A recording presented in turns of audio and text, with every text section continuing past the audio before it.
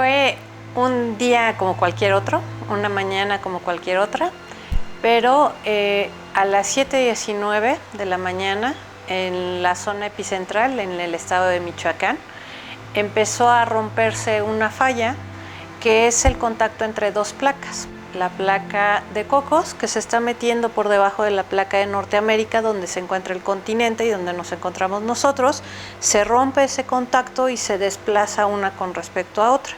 Y eso lo que genera es un sismo, y fue un sismo de gran magnitud, de magnitud 8.1, que al final lo que sucede es que esa ruptura provoca ondas sísmicas que se van propagando por todo el interior de la Tierra, siguen su camino, llegaron a la Ciudad de México, en la Ciudad de México se amplificaron y eso causó mucha destrucción en la ciudad.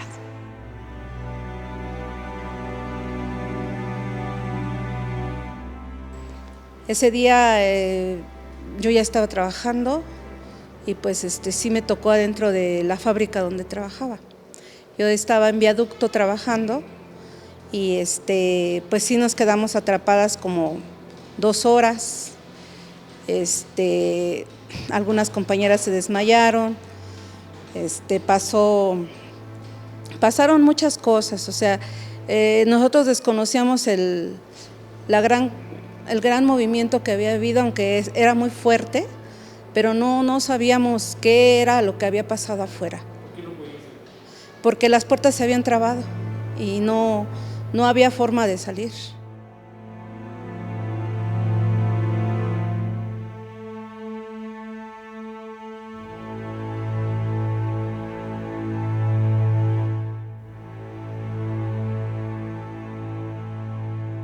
Que fue un momento muy dramático, pero murieron muchísimas gentes que no debieron morir. Todo el Hotel Regis, que parece que ya estaba en muy malas condiciones, que tenía unos baños de vapor a los que acudía muchísima gente para la cruda, pues todo se vino abajo. La Superleche, por ejemplo, el desayuno tempranero de la Superleche era un lugar súper concurrido allí en San Juan de Letrán, ¿no? Y iban mucha gente allí rápidamente a desayunar antes de irse a la chamba, incluso con niños, antes de dejarlos en la escuela.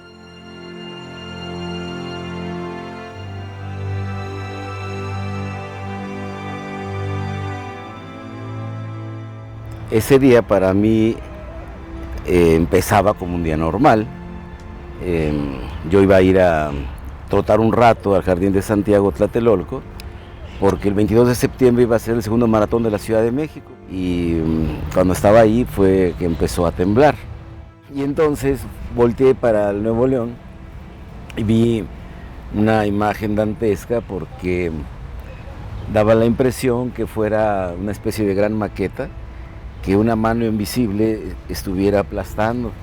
El edificio se estaba comprimiendo y empezaba a desgajarse hacia el lado oriente, o sea, hacia el Paseo de la Reforma. Se levantó una nube de polvo que nos cubrió a todos por un tiempo indeterminado, y cuando esto pasó, en un momento determinado se produjo un silencio absoluto. No se escuchaba nada, o sea, el tránsito aquí en Reforma se paró, nadie hablaba, nadie gritaba, los pájaros se callaron, los perros no ladraban, era un silencio total.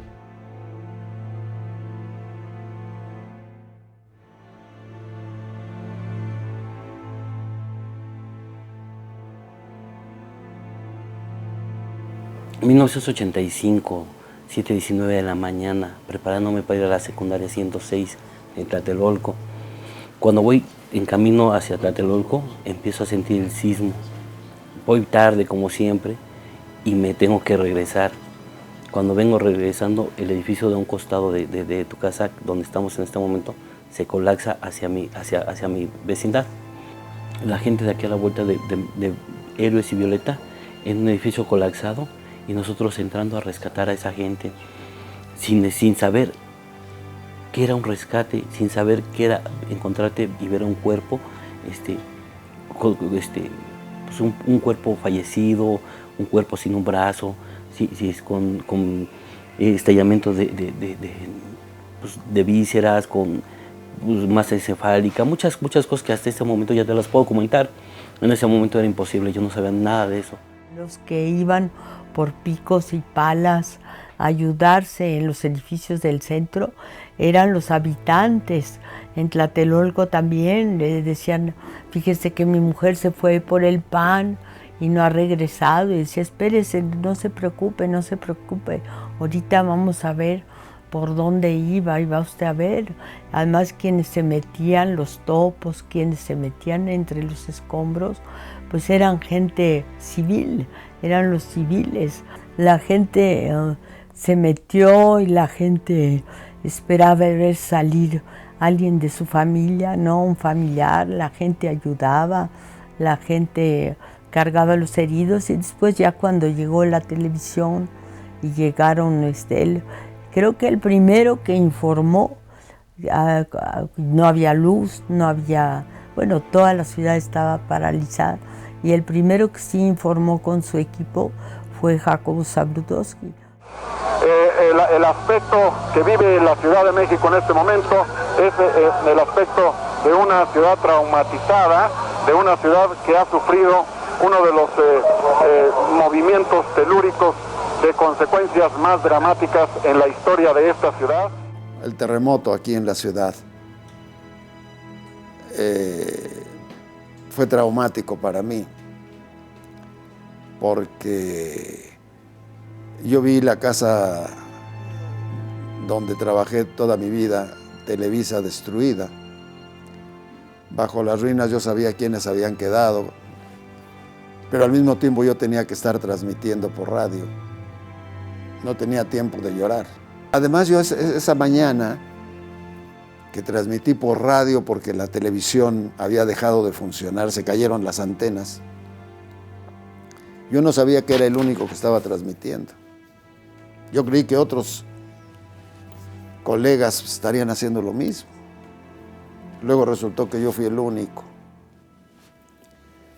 porque yo tenía un teléfono en mi coche, pero no se habían inventado los celulares. Solo llegué donde las ruinas me permitían pasar con mi coche. El teléfono estaba pegado al coche. Estoy enfrente de mi casa de trabajo, donde he pasado a lo largo de mi vida más horas que en mi propia casa, y está totalmente destruida. Solo espero que mis compañeros de trabajo, mis amigos, mis hermanos de labor, estén todos bien. No es posible reconocer esta esquina donde todos los días durante tantos años he venido.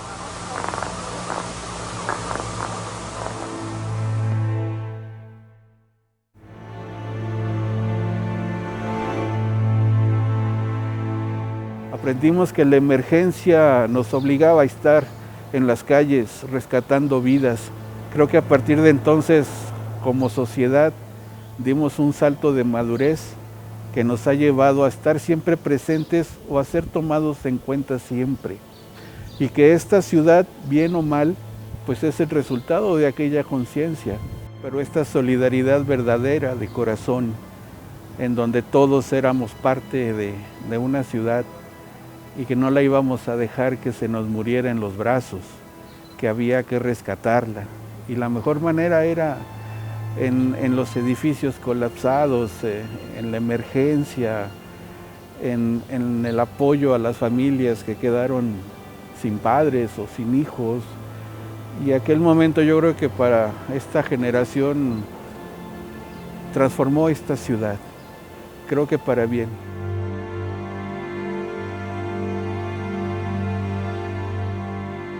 Bueno, el 85 también hizo que surgieran muchas organizaciones sociales.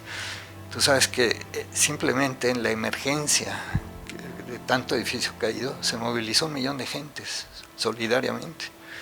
O sea, es la maravilla del pueblo de México, ¿no? Yo sí quisiera que esto lo presentaran, porque esto es lo que es fantástico.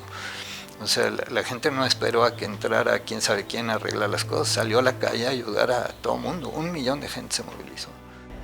pues realmente se movieron muchas cosas, mucho más allá de la tierra. O sea, la tierra cimbró a la gente, cimbró a las instituciones, cimbró a las relaciones sociales y cimbró también lo que ha venido haciendo la política en la Ciudad de México. Ante esa sorpresa y ante la intensidad del temblor, bueno, hubo como respuestas muy fuertes ante la tragedia, ante lo inconmensurable de los daños y también ante una circunstancia muy particular que se dio como de desamparo institucional. Muchos respondieron a su propia necesidad y cómo salir adelante, pero otros vinieron a auxiliar a ellos como en una actitud ahí sí también solidaria y también de asistencia, de decir nosotros tenemos experiencia, vamos a apoyarlos. Entonces se hizo una confluencia muy interesante de formas de articulación de la propia sociedad que ya muy avanzado el proceso empezaron a hacer una interlocución con las instituciones.